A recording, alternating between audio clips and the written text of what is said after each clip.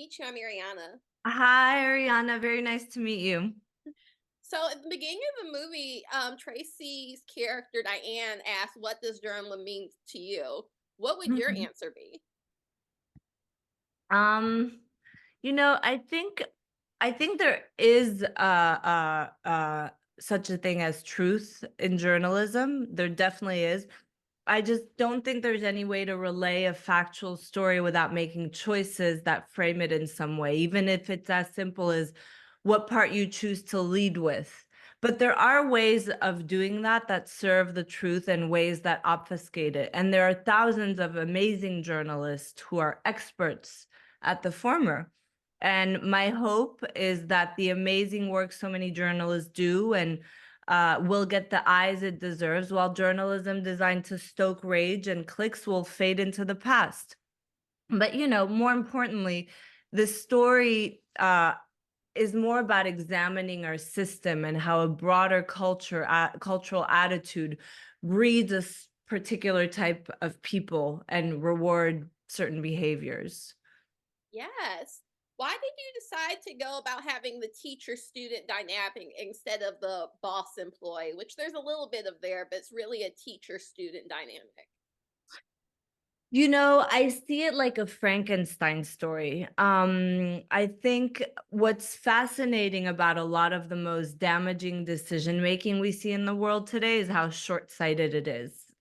From fossil fuel companies chasing profits to the kind of sensationalist journalism this film deals with. It's all about the now, instant attention, instant profit, without really considering the fallout, whether it's the degradation of democracy or truth or the destruction of the environment. And it's the same with Frankenstein. He creates this modern Prometheus because he can and doesn't consider the ethical complexity and the fallout of his actions. And that's the same with Diane. She creates Mia in her own image because it's self-validating, because it gives her, inner circle, because it's fun, but she never really considers what the fallout might be, and it destroys her. And I'd say that Mia's existing flaws are what make her an effective piece of clay for Diane to mold, if that makes sense. It's like Frankenstein choosing the right body parts to make his monster.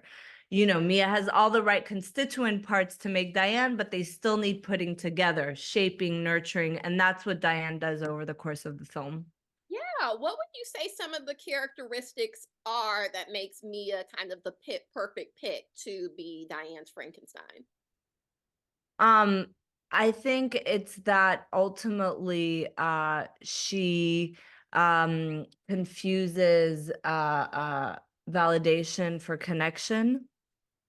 Um, I think, ultimately, you know, Mia is an ambitious journalism who she sort of embodies that slightly mix of young, relentless ambition on the one hand and this insecurity on the other.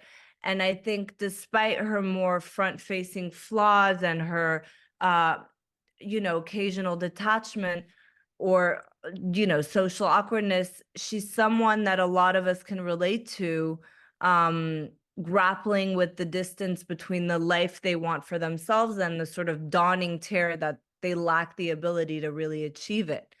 And Diane has achieved it. It's superficially, she's this charismatic, collected, effortless force of nature, but that's her trick. What seems effortless is actually an intricate performance cultivated to get her where she is today. And deep down, she's slave to the same insecurities Mia is.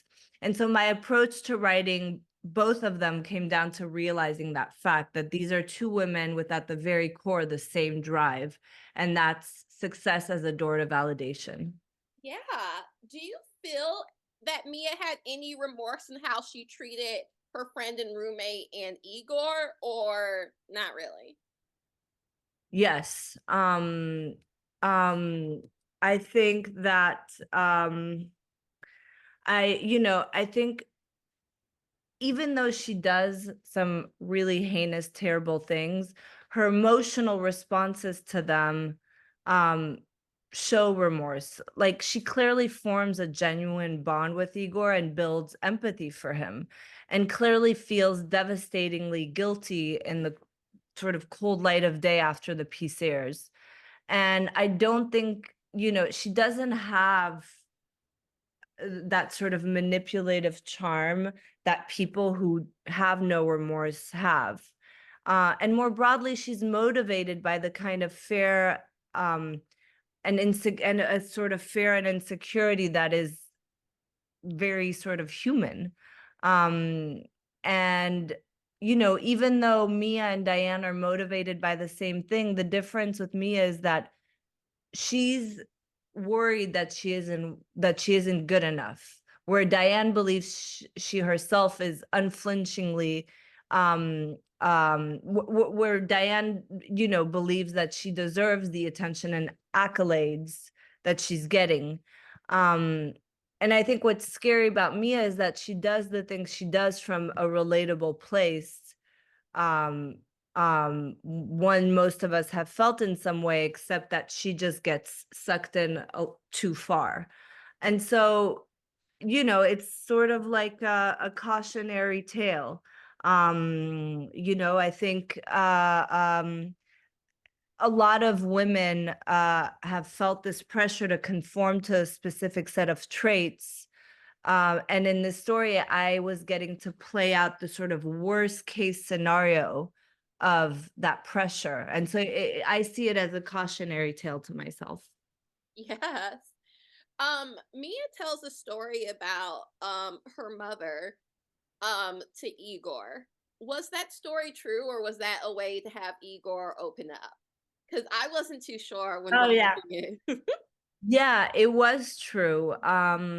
It was true. And I think initially she shares that story with him as a way to get him to open up, but without realizing she herself um shared more than what she had intended. And in a way, I think that there's a mirror between Igor and Mia, in the sense that, Igor is someone who's trying to escape a story and the shadow of his mother's success in order to connect with others as a person, while Mia is trying to find the story, the success at the cost of connection. Yeah. And with Igor, what was most important was that he represent the opposite, someone with similar hardship in his life, but who hasn't turned that struggle into fuel for something dark. And I just to go back to your previous question, you know, I don't think that the film ever idealizes the actions of Mia or Diane's character. If anything, I think the key message about that behavior is that it's self-replicating. Diane's underhand behavior ends up being her undoing when Mia takes her down, and Mia's own mistakes have ostracized her from the people she cares most about, leaving her with only this sort of revenge to cling to. Um, Yeah, it is very sad, but it's kind of a reap what you sow for both of them in a way. Um, why do you think Igor had that connection with Mia like instantly in the beginning, that was she was willing to defend he was willing to defend her before he knew anything about their similarities? I think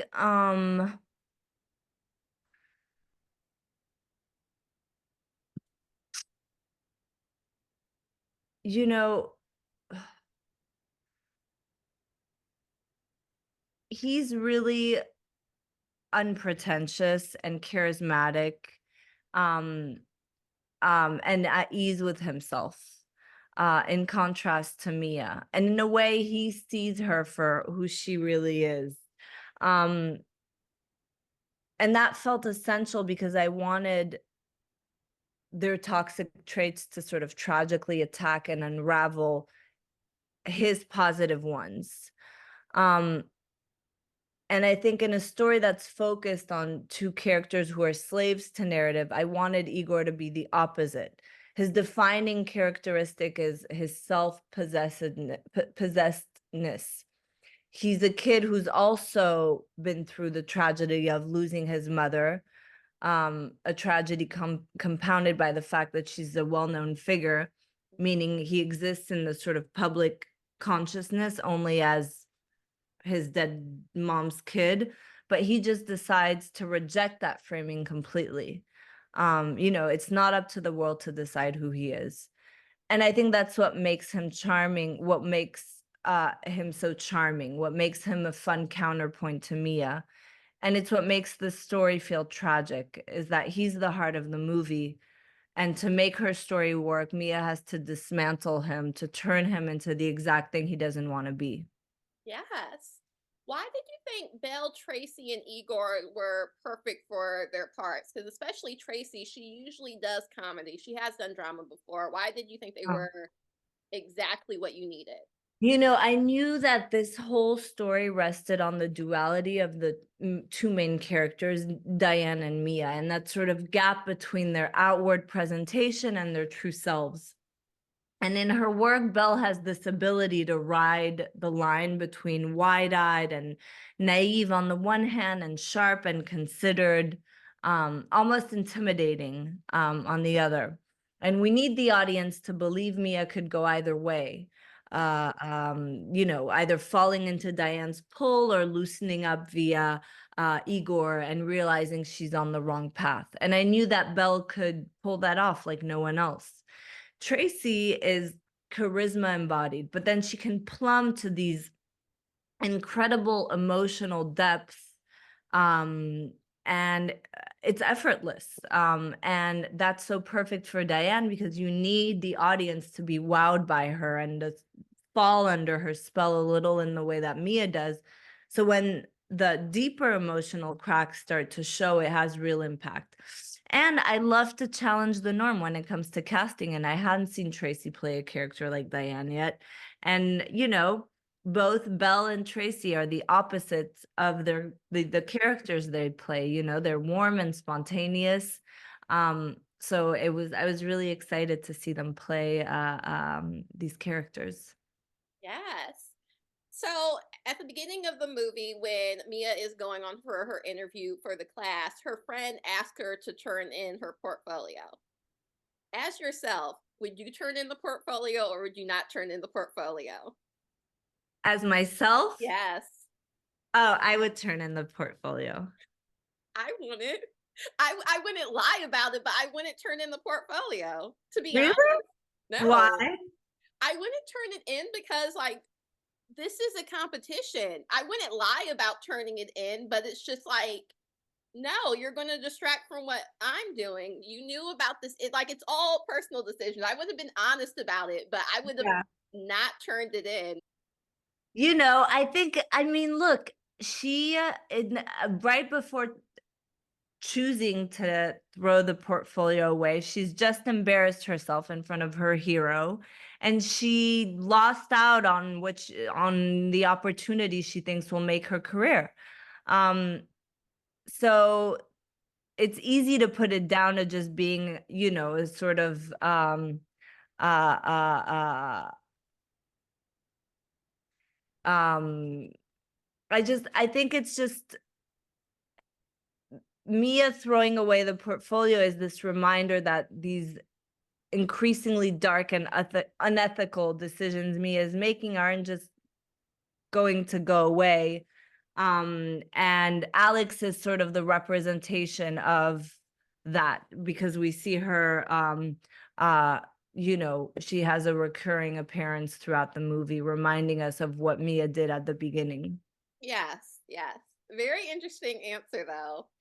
But thank you so much for taking the time to talk to Oh, me. This thank you movie so much. was great, and I can't wait to talk to you about future projects. Oh, thank you so much, Ariana. It was really nice to meet you. Awesome. Talk to you soon. Bye. Bye.